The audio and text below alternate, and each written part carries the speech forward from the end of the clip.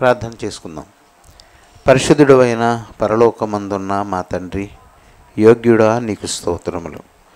ప్రభువా, నీ కార్యములను నీవు జరిగింపచేయుచున్నావు.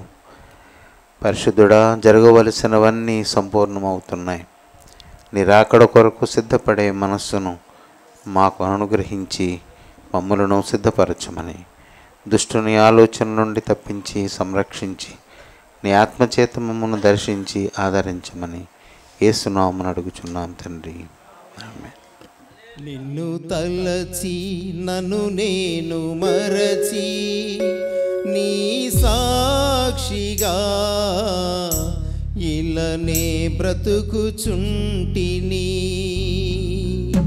నిన్ను తలచి నన్ను నేను మరచి నీ సాక్షిగా ఇలానే బ్రతుకుచుంటిని. యేసయ్యా, నీ కృపలేకనే బ్రతుకలేను. నా యేసయ్యా,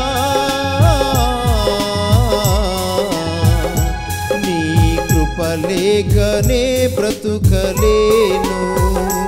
నిన్ను తలచి నన్ను నేను మరచి నీ సాక్షిగా ఇలానే బ్రతుకుచుంటిని.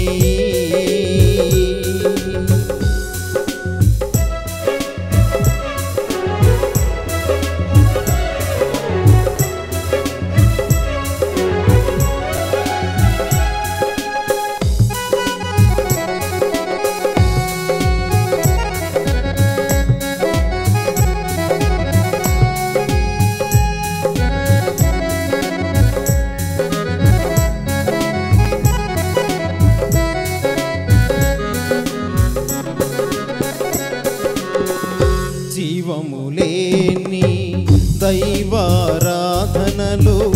నిర్జీవ క్రియలతో మృతుడనైతిని.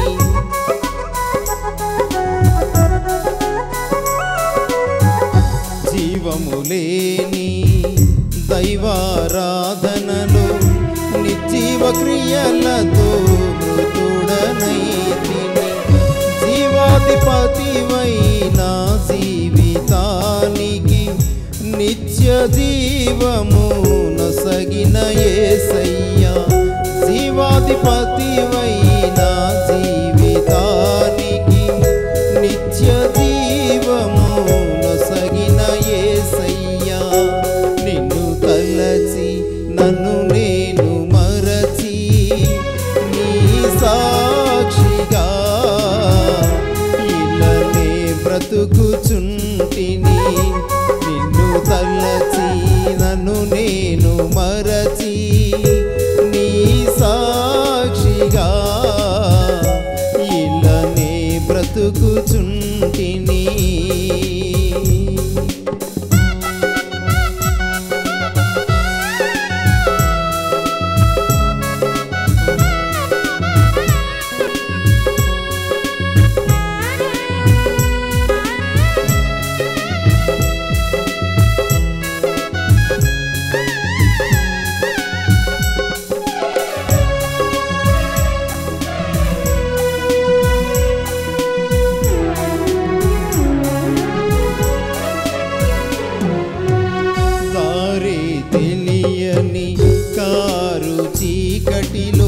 బ్రతుకే భారమై నలిగిపోతిని.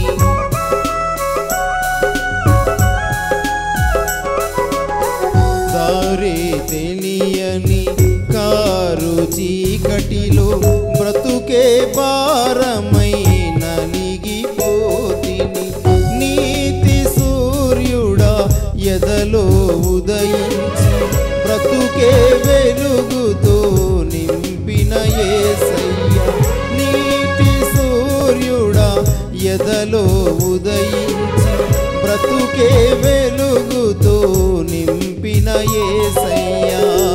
నిన్ను తలచి నన్ను నేను మరచి నీ సాక్షిగా ఇలానే బ్రతుకుచుంటిని.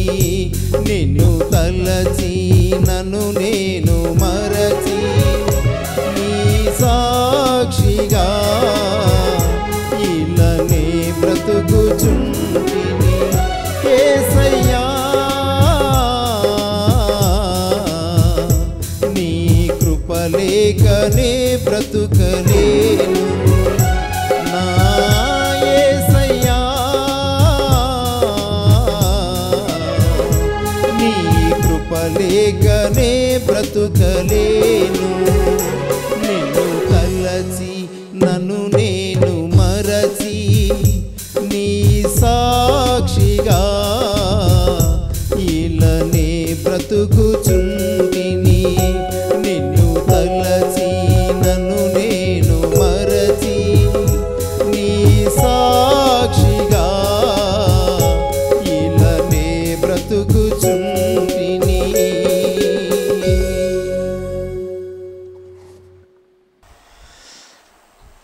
రోమీలకు రాసిన పత్రిక 8వ అధ్యాయం 7-8 వాక్యాలు చదువుదాం. ఏలయనగా శరీరానుసారమైన మనస్సు దేవునికి విరోధమై ఉన్నది. అది దేవుని ధర్మశాస్త్రమునకు లోబడదు, ఏమాత్రమును లోబడ నేరదు. కాగా శరీర స్వభావము గలవారు దేవుని సంతోషపరచ నేరరు. ఏలయనగా అంటే మనం 5-6 వాక్యాలు కూడా మనకు తెలుసు కదా. శరీరానుసారమైన మనస్సు, 5వ వాక్యం, శరీరానుసారులు శరీర విషయముల మీద మనస్సునుంతురు, ఆత్మానుసారులు ఆత్మ విషయముల మీద మనస్సును ఉంటు. తర్వాత శరీరానుసారమైన మనస్సు మరణము, ఆత్మానుసారమైన మనస్సు జీవమును సమాధానమునై ఉన్నది. మనస్సు అనేది ఒకటే, శరీరము ఆత్మ వేరువేరు. మనం ఇది పోయిన వారం మనం చెప్పుకున్నాం. మనస్సు అనే దానికి మరొక పర్యాయ పదం, దాన్ని సూక్ష్మ శరీరం అంటాం. అది కంటికి కనిపించదు, అది ఎంత పరిణామం ఉంటుందో తెలియదు, అది ఆలోచనల్ని ఎక్కడ దాచుకుంటుందో, ఆవేశాలను ఎక్కడ ఉంచుకుంటుందో, ఆనందాన్ని దుఃఖాన్ని ఎక్కడ పొందిక చేస్తుందో ఎవరికి తెలియదు. కానీ ఇంత గొప్ప దేహాన్ని, ఇంత గొప్ప ఆత్మను కూడా అది డ్రైవ్ చేయగలదు, నడిపించగలదు, అనుసరింపజేయగలదు. కనుక మనస్సు ఒకటే, అది శరీరానుసారమైన మనస్సై ఉంటుంది మనుషులకు పుట్టుకతో. బాల్యం గురించి కూడా చెప్పుకున్నాం కదా.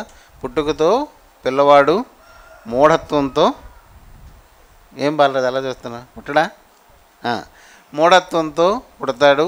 వాడి రోగము, వాడికి మందు కూడా అక్కడే దేవుడు రాసి ఇచ్చాడు. కనుక శరీరము భూమి మీదకి వచ్చినప్పటి నుండి శరీర ఇచ్చలు అంటే శరీర కోరికలను అనుసరించే మనస్సే మనకుంటుంది. ఇప్పుడు మనం ఏం చేయాలి అంటే మన మనస్సును ఆత్మను అనుసరించే మనస్సుగా దానిని మార్చుకోవాలి. అదే దేవుడు చెప్పింది. ఇప్పుడు మీరు పాడారే, నూతన యెరూషలేము పెండ్లికై అలంకరింపబడుచున్నది అని. శరీరానుసారమైన మనస్సు నరులది, ఆత్మానుసారమైన మనస్సుగా మార్చుకోవడమే నూతన యెరూషలేముకి అలంకారం. మనకు లేనిది అలంకారం అంటే ఏంటి? పుట్టుకతో రానిది అలంకారం, అంతేనా? పుట్టుకతో వస్తే ఇప్పుడు నేనున్నాను, ఏముంది, అంతా మామూలుగానే ఉన్నాను. ఇటు చూస్తే ఏం కనబడుతుంది? చెవులకో కన్నం, ముక్కో కన్నం, మెడలో ఒక తాడు, ఇవన్నీ రకరకాలన్నీ అది అలంకరణ. ఈ మారు మనస్సు అనేది మనకు పుట్టుకతో వచ్చేది కాదు, ఇది శరీరానుసారమైన మనస్సు. ఆత్మానుసారమైన మనస్సు అనేది మనకు అలంకారం, అది ఎడిషనల్ బ్యూటీ అన్నమాట. దానిని మనం అలంకరించుకోవాలి. ఈ దేహం మీద ఆ అలంకారాన్ని మనం తెచ్చుకోవాలి. ఇప్పుడు మీరు పాడిన పాట, సిలోన్ బెంతెకోస్తు వాళ్ళు పాడే పాట ఇది. అందులో మొత్తం పట్టిక అంతా ఆ వరుస అన్ని చరణాల్లో ఆ లక్షణాలన్నీ ఉంటాయి. మనం ఏం మారాలో ఆ పాటలో ఉంటుంది. కనుక ఈ వాక్యమును నెరవేర్చగలిగితే మనము యెరూషలేము పాత పట్టణం అంటే ఇప్పుడు ఇజ్రాయెల్ దేశంలో ఉంది. దేవుని కొరకు తయారయ్యే పట్టణం నూతన యెరూషలేము. ఆ యెరూషలేములో మనము సభ్యులుగా ఉండడానికి, దేవుని వధువుగా సిద్ధపడడానికి ఈ అలంకారం అందరికీ అవసరం. ఇది ఇక్కడే కాదు, మొత్తం భూమి మీద అంతటా తన పని ప్రారంభమైంది. ఆత్మ తన పని తాను చేస్తున్నాడు. అలంకరింపబడేవాళ్ళు అలంకరింపబడుతున్నారు. నేను అలంకరింపబడడానికి మధ్య జీవితంలో ఎప్పుడూ ఒక జంజాటం ఉంటుంది, ఒక పోరాటం ఉంటుంది.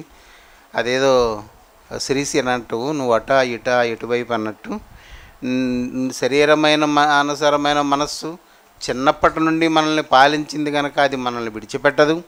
అలాగే ఆత్మానుసారమైన మనసు కావాలనే ఒక తపన దేవుని ప్రేమ చేత, ప్రేరణ చేత ఒక విశ్వాసి కలుగుతుంటుంది. అటు వెళ్ళలేక ఇటు ఉండలేక సతమతమయ్యే స్థాయి ఏదో అదే పోరాటం, ఆత్మ పోరాటం. ఆ పోరాటంలో దేవుని దయ పొందిన వారందరూ గెలుస్తారు. దేవుని దయ కొరకు ఎదురు చూచేవారు, దేవుని మీద సంపూర్ణంగా ఆధారపడే మనస్సు ఉన్నవాళ్ళు, నిన్న చెప్పుకున్నట్లుగా ధర్మశాస్త్ర సంబంధమైన లేఖనాలను చెరిపి మరలా అంటించే స్వభావం ఎవరికి ఉండదో వారు తప్పనిసరిగా గెలుస్తారు. కనుక ఈ రోజున మనం దానికి అనుబంధంగా ఈ వాక్యాన్ని చదువుకుందాం. శరీరానుసారమైన మనస్సు, శరీరానుసారులు శరీర విషయముల మీద మనస్సును ఉంచుతారు. శరీర విషయాలు అనేవి స్పష్టంగా మనకి వ్రాయబడ్డాయి, మనకు తెలుసు. ఈ శరీర విషయాల మీద మనస్సు ఉంచినటువంటి స్థితి మరణానికి కారణమవుతుంది అని 5-6 వాక్యాల్లో మనం చదివాం. శరీరానుసారమైన మనస్సు మరణము అని చదువుకున్నాం. ఇక్కడ ఏం చెప్తున్నాడు? శరీరానుసారమైన మనస్సు ఎందుకు మరణము చెప్తున్నాడు. ఎందుకు అంటే శరీరానుసారమైన మనస్సు దేవునికి విరోధము, దేవునికి విరోధమై ఉన్నది. అది అంతే, అది విరోధంగా ఉంటుంది కాదు. విరోధంగా ఉంటుంది అంటే దాని లక్షణం పలచబడుతుంది. విరోధంగా ఉన్నవాడు ఎప్పుడైనా సమాధానపడవచ్చు, కానీ అది కాదు, విరోధమై ఉన్నది. అది బై బర్త్ ఇట్స్ నేచర్, అది దాని లక్షణం. అది శరీరానుసారమైన మనస్సు దేవునికి విరోధమై ఉన్నది. అందుకే యాకోబు రాసిన పత్రికలో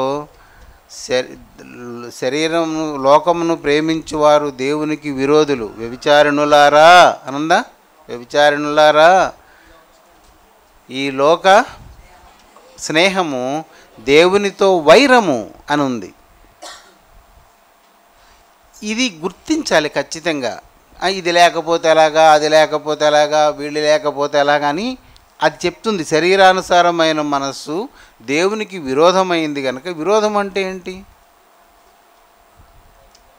విరోధికి ఎప్పుడు సంతోషం కలుగుతుంది? మన శత్రువుకి దుఃఖం కలిగితే మన ఇంట్లో బిర్యానీ వండుతాం మనం. మన శత్రువుకి విచారం అయిపోయి వాళ్ళకి అందం మీద పడి అలాగ అయిపోతుంటే అది తమాషా అనుకుంటున్నాడు నాతోటి అని మనకి ఆనందం కలుగుతుంది. విరోధి లక్షణం ఏంటి అంటే శత్రువు యొక్క పతనం అతనికి ఆనందాన్ని, ఆహ్లాదాన్ని ఇస్తుంది. కనుక ఈ ద్వేషము, విరోధము వలన కలిగిన ద్వేషం అనేది చల్లారేది మాత్రం కాదు. దీన్ని గుర్తుపెట్టుకోండి, సముదాయించడానికి కుదరదు. ఇక్కడ చెప్పిన వాక్యాన్ని చూస్తే శరీరానుసారమైన మనస్సు దేవునికి విరోధమై ఉన్నది అంటే ఇది నియమాల మధ్య గొడవ. ఇది వ్యక్తుల మధ్య గొడవ కాదు. నియమము, దైవ నియమము, దుష్టుని నియమము. దైవ నియమానికి విరుద్ధం ఇక్కడ దుష్టుని చెప్పలేదు. ఏం చెప్పారు? శరీర నియమము. శరీర నియమము దేవుని నియమానికి ఎప్పుడూ విరోధంగానే ఉంటుంది. దీనిని సర్దుబాటు చేయడం కుదరదు. ఒక దానిని చంపడమే ఇప్పుడు శత్రువులు ఇద్దరు బ్రతికున్నంతకాలం యుద్ధం జరుగుతూనే ఉంటుంది. ఒకడు చస్తే రెండో వాడు నెమ్మదిగా ఉంటాడు. అంతేనా? ఇంక పోరాటం చేయడానికి ఎవరూ లేరు. అందుకే ఇదే పౌలు కొలస్సీలకు రాసినప్పుడు ఏం చెప్పాడంటే చంపివేయుడి అని ఉంది కదా. 3వ అధ్యాయం 5వ వాక్యంలో ఉంటుంది. అదేంటి? జారత్వమును, వ్యభిచారమును, అపవిత్రతను, కామాతురతను, విగ్రహారాధన అయిన ధనాపేక్షను, ఇంకోటి ఉంటుంది దురాశను. ఏమనుంది? ఎందుకని? అవి అసస్మారు మనల్ని ప్రొవోక్ చేస్తుంటాయి, మనల్ని ప్రేరేపిస్తుంటాయి, మనల్ని ఊరికి చింత పెట్టి అది కావాలి ఇది కావాలి అనిపించేలా చేస్తుంది. అందుకని దైవజనుని చేత దేవుడు ఏమని రాయించాడంటే వాటిని చంపేయండి. చంపేస్తే ఇక అది ఆ అలజడి చేయదు, అది నీ మనసుకు రాదు, నువ్వు ప్రశాంతంగా ఉంటావు. అది ఈ లేఖనంలో కూడా రాయబడి ఉంది. శరీరానుసారమైన మనస్సు దేవునికి విరోధమై ఉన్నది. అది అంటే ఏది? ఆ శరీరానుసారమైన మనస్సైనా అనొచ్చు, దేవునికి విరోధమైనది అయినా అని మనం అనొచ్చు. ఆ శరీరానుసారమైనటువంటి శరీరమును అనుసరించే లక్షణం కలిగిన మనస్సు దేవుని ధర్మశాస్త్రమునకు లోబడదు. అందుకే ఈ ముక్క కొరకే మనం ధర్మశాస్త్రం అనేది నిన్న మనం చదువుకున్నాం. దేవుని ధర్మశాస్త్రంలో ఉండే అంశాలేంటి, వాటి అర్థాలేంటి, ధర్మశాస్త్రాన్ని ఎందుకు దేవుడు రాశాడు, ఈ వివరాలన్నీ మనం నిన్న కొద్దిగా చూసాం. ఈ ధర్మశాస్త్రం అనేది వేరొకటేం కాదు కానీ నిత్యత్వానికి మార్గం. అది ధర్మశాస్త్రం నిత్యత్వానికి వెళ్ళడానికి దారి ఇది అని చూపిస్తుంది. ఇప్పుడు మనం ఊరు వెళ్తున్నాం అనుకోండి, ఎక్కడన్నా టౌన్లో ఎక్కడికి వెళ్ళాలో తెలియదు, అక్కడ ఒక చిన్న బోర్డు ఉంటుంది. ఆ బోర్డు రాసి ఇక్కడ ఏముంటుంది అన్నమాట, కోరమన్నపాలెం అని ఇలాగా ఒక యారో పెట్టి ఉంటుంది. వెళ్ళేవాడు ఆ యారో చూసుకుని బండి తిప్పేయడమే. ఇంకా అది మనకేంటది? మార్గం చూపిస్తుంది, అలాగా దారి చూపిస్తుంది. అది ధర్మశాస్త్రం. ధర్మశాస్త్రం చేసే పని ఏంటి అంటే ఆత్మ నియమం వైపు నీకు దిక్కును చూపిస్తుంది. ఈ దిక్కుకి, ఈ ధర్మశాస్త్రానికి ఆ మనస్సు లొంగదు, లోబడదు.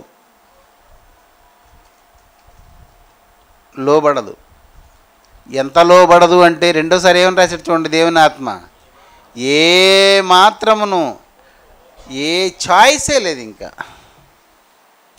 చాయిసే లేదు, అసలు అవకాశమే లేదు. ఇప్పుడు మనం రూపాయల్లో రాసినప్పుడు ఏం చేస్తాం? 500 రూపాయలు అన్నప్పుడు మనం 500 అనేస్తాం. కానీ రాయవలసి వచ్చినప్పుడు ఏం రాయాలి? 500 మాత్రమే. అది 499 కాదు, 501 కాదు, మాత్రమే. ఎంత మాత్రం అంటే ఎక్కడ జాగాయే స్పేస్ ఉండనివ్వదు. అది లోబడ నేరదు అనేది చాలా భాషలో చాలా నెగిటివ్ వర్డ్ అన్నమాట. అది నేరదు అంటే అది ఏజెన్సీ భాషలో ఉంటుంది. ఒల్లదు, ఓపదు అంటారు, 2 పదాలు వాడతారు. అలా ఏదైనా సరే ఇగరా ఈ పని చేయరా అంటే అబ్బా నేను వల్లను అంటే నేను చెయ్యను అంటే నేను చేయలేను అని. ఈ పని చెప్పి అలా చేయించారంటే అబ్బా ఇది ఓపదండి అంటాడు, అంటే ఇది అవ్వదండి అని, అది సాధ్యమే లేదు అని చెప్పడం అన్నమాట. ఇక్కడ లేఖనంలోని అదే రాసి ఉంచాడు. ఏమని? అది దేవుని ధర్మశాస్త్రమునకు లోబడదు, ఏ మాత్రమును ససేమీ కుదరదు. దేనికి? ఇదంతా ధర్మశాస్త్రానికే. శరీరానుసారమైన మనస్సు దేవునికి విరోధమై ఉన్నది. ఆ మనస్సు దేవుని ధర్మశాస్త్రానికి లోబడదు, ఎంత మాత్రమునో లోబడడానికి అవకాశం ఇవ్వదు. అది మన మనస్సు. మనం ఏవైతే కోరుతుంటామో ఈ లోకంలో ఇది కావాలి అది కావాలి, వాళ్ళు ఉండాలి వీళ్ళు ఉండాలి, ఏదో ఉంటుంది కదా, బోల్డ్ ఆశలు ఉంటాయి. భూముల మీద, బంగారం మీద వ్యామోహం ఉంటుంది. ఉండదని నేను అన్నాను. శరీరం ఉంది కనుక దాని మనస్సు ఉంటుంది. కానీ ఆ మనస్సు దేవుని రాజ్యానికి నీకు సహాయం చేసే ధర్మశాస్త్రానికి మాత్రం ఎంత మాత్రమును లోబడడానికి ఇష్టపడదు. మరి ఎలా?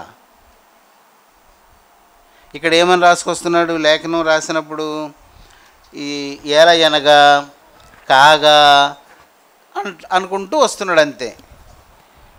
ఇప్పుడు ఏం చెప్తున్నాడు? అంత వివరంగా ఇది లోబడదు, లోబడడానికి అవకాశమే లేదు అని చెప్పి కాగా అంటే అది అలా ఉంటుంది కనుక శరీర స్వభావము గలవారు దేవుని సంతోషపరచలేరు అంటే బాగుండు, కొంచెం సరదాగా ఉండు అంటే మనం సంతృప్తి చెందొచ్చు. కానీ ఇక్కడ కూడా ఏమనుంది? నేరరు. అది కూడా సాధ్యం కాదు. ఏమాత్రం కూడా శరీర స్వభావము గలవారు దేవుని సంతోషపరచడం ఏమాత్రము సాధ్యం కాదు.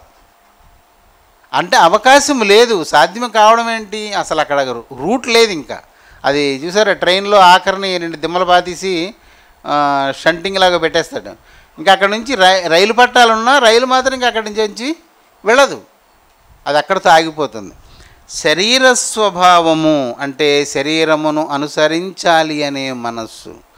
వేటిని అనుసరించాలి అంటే మనం గలతీయుల పట్టికలో ఏదో ఒక దానిని, అన్నీ అయితే అయి ఉండొచ్చు, అందులో ఒకటి మిగిలి ఉన్నా చాలు, ఆ ఒకటైన దానిని అనుసరించడానికి ఇష్టపడే మనస్సు, ఆ స్వభావము కలిగిన వారు దేవుని సంతోషపరచనేరరు. అంతే.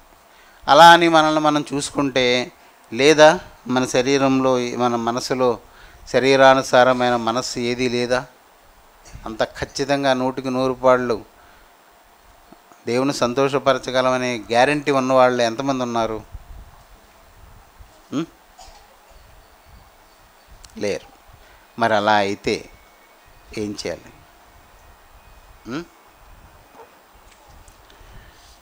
అయితే దీనికి మనం పోయినసారి ఒక సొల్యూషన్ చెప్పుకున్నాం. ఏంటంటే మనస్సును మార్చగలిగినది దేవుడే అని. కనుక వాక్యమును మనం నిబ్బరంగా చూస్తే దాని అర్థం మనకు అందులో కనిపిస్తుంది. సరే, ఇక్కడ వరకు మనకేం తెలిసింది అంటే శరీర స్వభావము ఒక నరుడు కలిగి ఉన్నంత కాలము వాడు దేవునికి సంతోషము కలిగింపనేరడు. అంటే ఏం కలిగిస్తాడని? దుఃఖాన్నే కలిగిస్తాడు. అయితే మరి దేవుడు సంతోషించాలి అంటే మరి ఏంటి మార్గం? దానికి 9వ వాక్యంలోనే ఒక చిన్న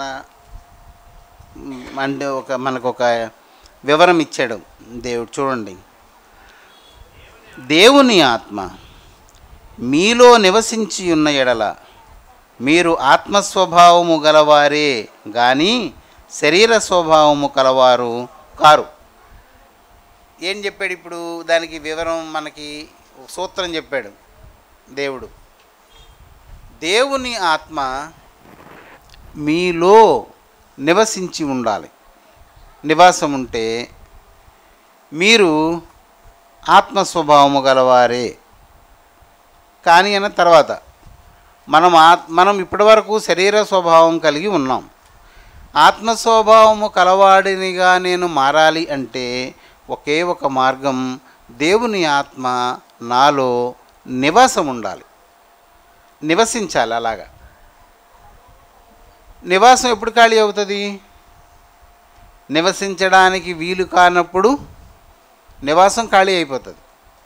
ఇప్పుడు మనం ఒక ఇంట్లో ఉన్నామర్రా, ఆ ఇంట్లో నివాసయోగ్యంగా ఉన్నంతకాలం మనం ఉంటాం. స్లాబ్ పగిలిపోయి కిటికీలు ఊడిపోయి చెదబట్టేసి నివసించడానికి అనుకూలంగా లేనప్పుడు ఏం చేస్తాం? ఇల్లు మారిపోతాం, ఇంకా ఇంట్లో మనం ఉండం. దేవుని ఆత్మ కూడా మనలో నివసించడానికి అనుకూలముగా ఉండాలి. ఉంటే ఆత్మ మనలో నివసిస్తాడు. మీరు జాగ్రత్తగా వినండి. నేను ఈ ఆత్మ సంగతులు చెప్పడానికి ఇప్పుడు అంత ఇష్టపడను, మిమ్మల్ని చికాకుల్లో తొయ్యడమే ఇది. ఎందుకంటే మరి పోరాటానికి వెళ్ళకపోతే నువ్వెప్పుడూ పోరాడలేదు కాబట్టి నువ్వు గెలిచిన వాడవు కాదు. గెలవాలి అంటే, ఆ నూతన యెరూషలేముకు సిద్ధపడాలి అంటే, అలంకరింపబడాలి అంటే ఇవన్నీ ప్రతివానికి అవసరం. మరి అలా అవసరమైనప్పుడు దాన్ని సాధించడానికి ఉత్తినే కూర్చుంటే వచ్చేది ఏం కాదు, ఏది ఊరకనే రాదు. ఒకటి వదిలేస్తే దాని గ్యాప్లో ఇంకొకటి వస్తుంది. దీన్ని ఉంచుకుండగా దాన్ని తెచ్చుకుందామంటే ఏది అవ్వదు. గాలి, ఇలాంటి నీరు, ఈ పదార్థాలే ఒప్పుకోవు. అలాంటిది హృదయం ఎలా అంగీకరిస్తుంది? కనుక ఇక్కడ ఏమని చెప్పాడు? ఆత్మ మీలో, దేవుని ఆత్మ మీలో నివసించి ఉండాలి. ఇప్పుడు ఎలా వస్తాడు అంటే మనకి మత్తయి సువార్త 7వ అధ్యాయం, మీలో ఏ మనుష్యుడైనను తన కుమారుడు తనను రొట్టెను అడిగిన ఎడల వానికి రాతిని ఇచ్చునా, చేపను అడిగిన ఎడల పామునిచ్చునా? తర్వాత మీరు చెడ్డవారయ్యుండియు మీ పిల్లలకు మంచి ఈవులనియ్య నెరిగియుండగా పరలోకమందున్న మీ తండ్రి తనను అడుగువారికి అంతకంటే ఎంతో నిశ్చయముగా మంచి ఈవులనిచ్చును. ఇది మనందరం చదివాం, బాగా తెలిసిన వాక్యం ఇది కదా. ఏమనుంది? మనలో ఎవరైనా వాళ్ళ నాన్న దగ్గరికి వెళ్ళి నాన్న నాకు ఒక రొట్టె ఇయ్యి అని అడిగితే వాళ్ళ నాన్న ఏం చేస్తాడు? రాయి ఇస్తాడా అని అడిగాడు దేవుడు. ఈ మాట చెప్పింది యేసుప్రభువే. రాయినిచ్చునా? మరి చేప కావాలి అంటే పామునిస్తాడా? ఇవ్వడు. అయితే ఇక్కడ దేవుడు ఏం చేశాడంటే ఆయన వేరైపోయాడు, మనల్ని వేరు చేశాడు. ఏమని? మీరు చెడ్డవారైన తండ్రులై ఉండి. మీరు బాగా దీన్ని మనసులో విశ్లేషించుకోవాలి. మీరు చెడ్డ తండ్రులై ఉండి కూడా మంచి వాటిని మీ పిల్లలకి ఇస్తారు. మీరు చెడ్డవారయ్యుండి పిల్లలకి ఏం చేస్తారు? మంచివే ఇస్తారు. మీ పరలోకపు తండ్రి ఏం చేస్తాడనండి? అడుగు వారికి నుండు ఎక్కువైనవి అంటే ఏంటి? ఇప్పుడు ఎవడైనా మా అబ్బాయి నన్ను నాన్న నాకు రొట్టె ఇవ్వా అని అడిగాడు, రొట్టె ఇస్తాను. రొట్టె కన్నా గొప్పదేమి ఇస్తాను నేను? చేపను అడిగాడు, చేపనే ఇస్తాను. చేప కన్నా పెద్దదేమి ఇస్తాను? ఇంకా గొప్పదేమి ఇస్తాను? అక్కడేమనుంది? అడుగువారికి అంతకంటే అంటే ఎంతకంటే తండ్రి ఇచ్చిన దానికంటే, అంటే మనం శరీర సంబంధములైన తండ్రులు ఇచ్చిన దానికంటే దాన్ని రేసేయండి. అంతకంటే అంటే అనగానే దాని స్థాయి పెరిగింది. ఎంతో అంటే ఎంతో పెరిగింది. నిశ్చయము, ఖచ్చితంగా అని ప్రభు చెప్తున్నాడు. ఈ మాట ప్రభు చెప్తున్న మాటల్లోనే ఆ ఉచ్చారణలో ఉన్న ఖచ్చితత్వాన్ని మనం చూడాలి. మీరు చెడ్డవాళ్లే, రొట్టె అడిగితే రొట్టె ఇచ్చారు, చేప అడిగితే చేపనే ఇచ్చారు. పరలోకపు తండ్రి అయితే మంచివాడు, ఆయన పరిశుద్ధుడు. ఆయన మీకు అంతకంటే, నువ్విచ్చిన రొట్టె కంటే ఎంతో అనగానే దాని స్థాయి ఎన్ని రెట్లు ఎంతో అనేది కొలతకు అందదు. ఎంతో నిశ్చయముగా మంచి, అంతకన్నా గొప్ప మంచి. ఇది ఇందాకేంటి ఇస్తానాడు? ఇందాక ఇచ్చేదేంటి? తండ్రి ఇచ్చేది మామూలుది ఇస్తాడు. ఇది ఈవి అంటే వరము. వరము అంటే వర్షించేది, అంటే దేవుని దగ్గర నుండి ఆటంకం లేకుండా ధారాళంగా ప్రసరింపచేసేది, దొరికేది. దేవుని వలన వచ్చేదైతేనే వరం అంటాం. మనిషి ఇచ్చేదైతే బహుమానం అంటాం. ఏదైనా అనొచ్చు దానికి. కానీ వరం అనేది మాత్రం దైవత్వం నుండి వచ్చేది వరం. దైవత్వం నుండి మానవునికి అనుగ్రహింపబడేది ఏదో అది వరం ఇస్తానన్నాడు. ఆ వరం ఏంటి అంటే ఇది మత్తయి విన్నది రాశాడు. లూకా రాసింది చూద్దాం. మీలో తండ్రి అయిన వాడు తన కుమారుడు చేపను అడిగితే చేపకు ప్రతిగా పామునిచ్చునా, గుడ్డునడిగితే తేలునిచ్చునా. ఇది తర్వాత చూద్దాం. కాబట్టి మీరు చెడ్డవారయ్యుండియు మీ పిల్లలకు మంచి ఈవులనియ్య ఎరిగి ఉండగా, ఈయన సముదాయించాడు లోక ఈవి అనేదాన్ని. తర్వాత మనం ఒక వారం వాక్యం చెప్పుకుందాం. ఈయన ఎరిగి ఉండగా అలా మీరు చేస్తుంటే పరలోకమందున్న మీ తండ్రి తనను అడుగు వారికి ఎంతో నిశ్చయముగా అనుగ్రహించిన అన్న దగ్గర ఏం పెట్టాడు? ఈవి అంటే అది దేవుని వలన నరునికి దొరికే ఈవి అంటే ఇది పరిశుద్ధాత్మ. ఎవరికిస్తాడు దేవుడు? ఇప్పుడు పరిశుద్ధాత్మని అడిగేవాడు ఏమని అడగాలి? మీరు చెప్పాలి. ఇప్పుడు మనం చదివిన వాక్యం ఉంది కదా, శరీర స్వభావము మనస్సు దేవునికి విరోధము, అది దేవుని ధర్మశాస్త్రానికి లోబడదు, ఎంతమాత్రమును లోబడ నేరదు. కాగా శరీర స్వభావము గలవారు దేవుని సంతోషపరచ నేరరు అని మనకు 9వ వాక్యంలోనే మనం ఏం చదివాం మరి? దేవుని ఆత్మ మీలో నివసించి ఉన్న ఎడల అని ఉంది. దేవుని ఆత్మ మనలో ఇప్పుడు నివసించాలి. అదే కదా ఇప్పుడు మనకు కావలసింది. అది గనక మన దేవుని ఆత్మ గనక మన హృదయంలో నివసిస్తే మనము ఆత్మానుసారులమే కానీ శరీరానుసారులము కాదు. అదే కదా దాని అర్థం. ఇప్పుడు మనకి దేవుని ఆత్మ ఎందుకు కావాలి? శరీర స్వభావము పోవడం కోసం నీవు దేవుణ్ణి అడగాలి. నువ్వు చేపను అడిగితే చేప వస్తుంది, రొట్టె అడిగితే రొట్టె వస్తుంది. ఇక్కడ ఇంకా ఎక్కువ వస్తుంది. ఎందుకు వస్తుంది? ఇది పరలోకం నుండి వచ్చేది. ఇది దేనికోసం నీవు అడగాలి? దేవుని ఆత్మని. ప్రవచనం చెప్తాను, కళ్ళకి అర్థం చెప్తాను, భాషలకి ట్రాన్స్లేషన్ చేస్తాను, నెత్తి మీద చేయటం వెంటనే ఏదో వాడి బుర్రలో ఏముందో నాకు తెలిసిపోవాలి. ఇందుకు కాదు, దేనికోసం అడగాలి. కానీ ఇక్కడ దేవుని ఆత్మను గురించి అడగడానికి ఒకే ఒక కారణం, నా శరీర క్రియలను నేను శరీరానుసారమైన మనస్సును దాటలేకపోతున్నాను. నీవన్నీ ప్రయత్నాలు చేయాలి ముందు. నీ ప్రయత్నం చేత, మన సొంత ప్రయత్నం చేత మనం వదిలేసేవి చాలా ఉంటాయి. కానీ ఈ లేఖనంలో మనకు ఇచ్చిన సూత్రం ఏంటంటే, నీవు శరీరేచ్ఛలను శరీరానుసారమైన మనస్సును బయటికి తోసేయాలంటే నీవు దేవుని ఆత్మను ఆహ్వానించాలి. అంతే. దేవుని ఆత్మ మనలో నివాసం ఉండడానికి నీవన్నీ నిర్ణయించుకుని ఆయన్ని పిలవాలి. అందరూ పిలుస్తున్నారని నువ్వు పిలవకూడదు.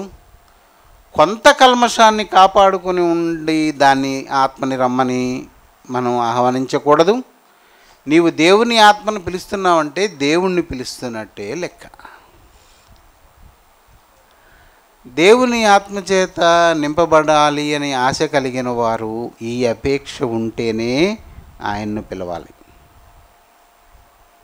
నీకు రొట్టె అవసరమైతేనే రొట్టె అడుగు, నీకు చేప అవసరమైతేనే చేపను అడుగు. ఇచ్చిన తర్వాత నువ్వు పట్టుకెళ్ళి ఇంకోటికి ఇచ్చేస్తానంటే మీ నాన్న జల్లగొడతాడు. ఆ రొట్టె నువ్వు ఏదైనా కంగాళి చేస్తానంటే ఏదో ఒకటి నీకు శిక్ష ఉంటుంది. ఇక్కడ కూడా అంతే. అక్కడ మామూలు శిక్ష ఉంటుంది, ఇక్కడ ఎంతో అని. అందుకే అన్నిసార్లు నేను అక్కడ చదివాను, అంతకంటే ఎంతో అంత శిక్ష ఉంటుంది.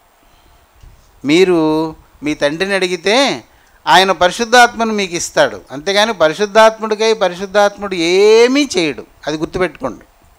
దేవుని ఆత్మ దేవుడు చెప్పకుండా ఏమీ చేయడు.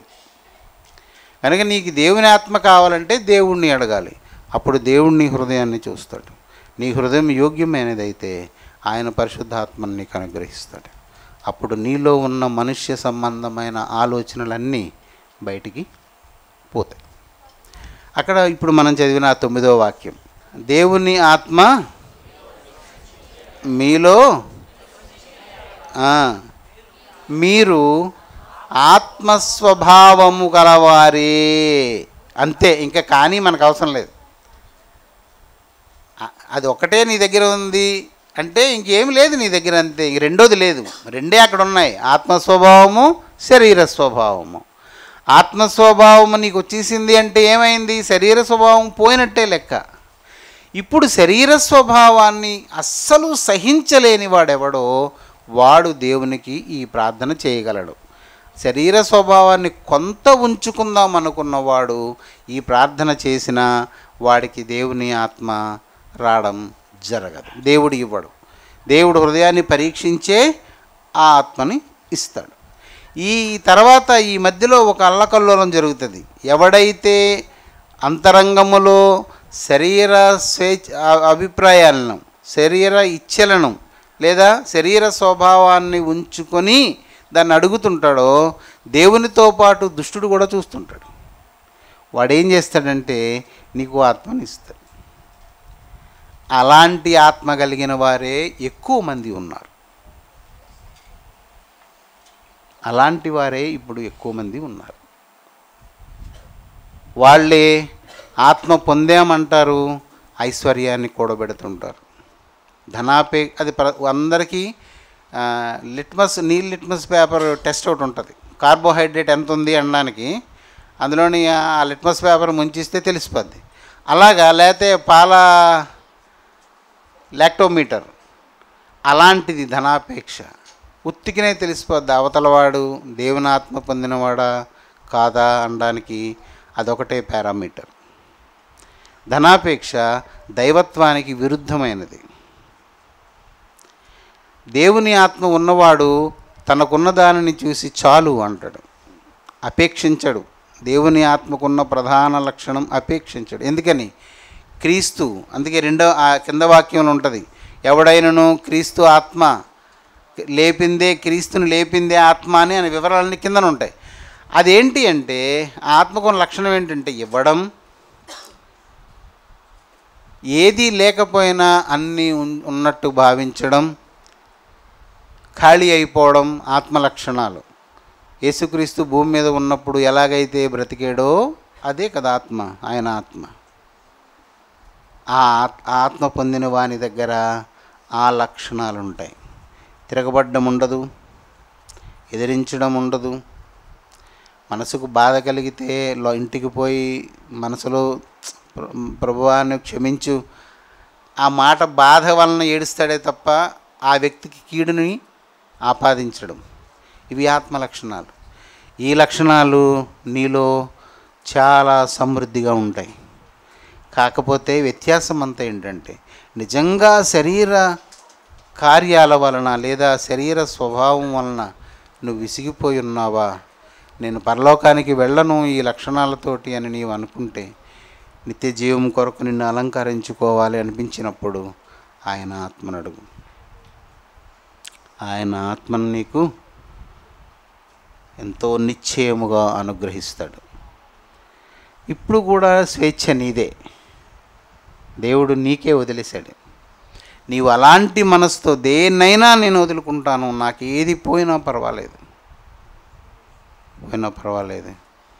నాకు నీ ఆత్మని ఈ శరీరానుసారమైన మనస్సుతో లేదా శరీర స్వభావంతో నేను పోరాడలేకపోతున్నాను, నాకు శక్తి చాలడం లేదు నాయన, ఎంత పోరాడినా నేను ఓడిపోతున్నాను అనే బాధ నీకున్నప్పుడు నీ మనసును దేవుని వైపు నిలిపి అడుగు.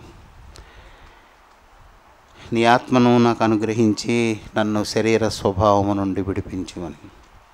బస్. దాన్ని దేవుడు దేంతో పోల్చాడంటే, నీ కొడుకు రొట్టెనడిగితే నీవు ఇచ్చేయడానికి ఎంత అనువుగా నీ మనస్సు ఉంటుందో, పరలోకపు తండ్రి మనస్సు నీ శరీర ఇచ్ఛల నుంచి నిన్ను విడిపించి ఆత్మానుసారునిగా చేయడానికి అంత సిద్ధంగా ఉంటాడు. దాని పోలికలోనే ఉంది, ఎంతో నిశ్చయముగా మీకు అనుగ్రహించును. అంతే. ఇప్పుడు ధైర్యం చేయగలవా లేదా అనేది విశ్వాసి యొక్క అభీష్టం, వారి కోరిక. నువ్వు ధైర్యం చేయగలవా ఎలాగ దేవుని దగ్గర మాట్లాడడానికి? మీ ప్రార్థనలో మీరు ఆలోచించుకోండి. మీ బలహీనతలు నాకు తెలిసినంత మట్టుకు ఘోరమైన బలహీనతలు అయితే ఏమీ కాదు అని నాకు కలుగుతున్న, మిమ్మల్ని చూస్తే కలిగే భావన. ఘోరమైన గుణాలు కాదు. వాటి నుండి విడిపించుకోవడానికి అంటే వాటి వలన కలిగే అనుభూతులు, అంటే అవి అనుభవించడం వలన కలిగే ఆనందం దేవుని వలన కలిగే ఆనందం కన్నా ఎక్కువలాగా ఉన్నాయి. కానీ అవి నరకానికి తీసుకొని పోతాయి. అవి నిత్యనాశనానికి మనల్ని తీసుకొని పోయే అల్పమైన సంగతులే. అవి ఘోరమైనవి ఏం కాదు. అంటే నరహత్య, వ్యభిచారము, జారత్వము అంత ఘోరాలు కాదనుకుంటున్నాను నేను. చిన్న చిన్నవి లోక అపేక్షలు. దయచేసి ఈ సంగతులను మనసులో పెట్టుకోండి. దేవుని ఆత్మను అడగడానికి తెగించొద్దు. నిన్ను నువ్వు సర్దుబాటు చేసుకొని ఒక నిర్ణయానికి వచ్చి ఉపవాసం ఉండి బాగా తేటగా నిన్ను నీవు పరీక్షించుకొని ఆయనను అడుగు. ఆయన నీ వైపు చూసినప్పుడు నీ హృదయం దానికి ఇష్టమే అని దేవునికి తెలియాలి. అలా కాకుండా దేవునికే చెప్తుంటారు కొంతమంది ప్రార్థనలో. ఏమనంటే, ప్రభువా నేను ఎలాంటి వాడినో నీకు తెలుసు, నీ మీద నాకు చాలా ఇష్టమే ప్రభువా, కానీ కనికరించు, మరి నేను అంతగా నిన్ను వెంబడించలేకపోతున్నాను, అంటే అనుమతించు